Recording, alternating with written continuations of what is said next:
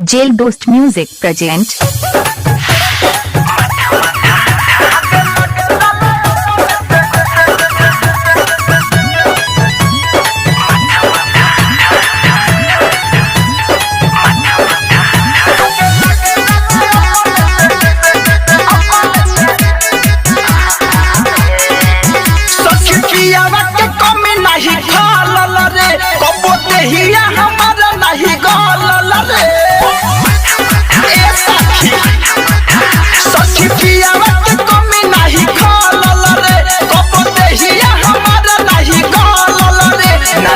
होइले या जले सौदा कवनो घाटा में। अरे सखी कहाँ सखी दिने दिने कितना चिकनाइल बारू हो। अरे का कहिए सखी तोहके आगे लगे जला अपने से भाटा में भारत में बाटे जातो जी के माथा में।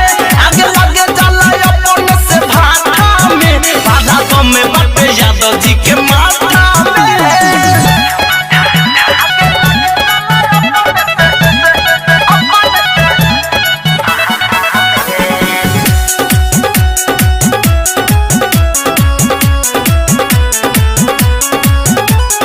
ससुरा में सुख बड़ा मिलता रोज रोज पलंग भी लहता। अरे सखी ससुरा में सुख बड़ा मिलता रोज रोज पलंग भी लहता। दिन पर दिन गोराता देहिया गगरी जवनिया के डोलता। याद नहीं आवे मोरा यार के कमी नहीं होला कोनो प्यार के। मिले लगा स्वाद पियला पे सखी खाता में।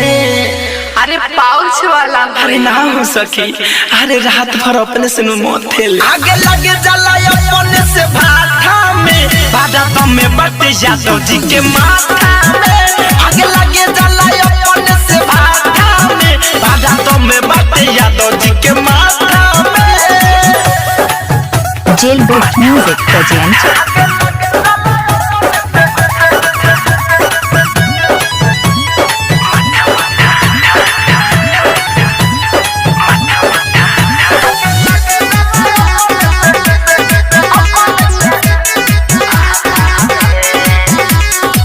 नहीं के हुसे खोली हो कुछ ना धनंजय से बोली हो। सर्च करें यूट्यूब पर जेल दोस्त म्यूजिक और आनंद मत गाना। रात नहीं के हुसे खोली हो कुछ ना धनंजय से बोली हो। राइटर दिनेश मारा दाहा करादा कर देता हो ही चोलिया हो।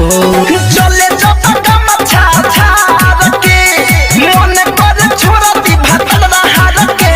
जना पे जवनिया अभिनव चंदन काटा में। आये सखी अन्ना में कीन लगेला कि सादा पूरा पिए लुकी आधा। अरे पूरा हो आगे लगे जला अपने से भाटा में भारत में बटे जातो जी के माथा में। आगे लगे जला अपने से भाटा में भारत में बटे जातो जी के माथा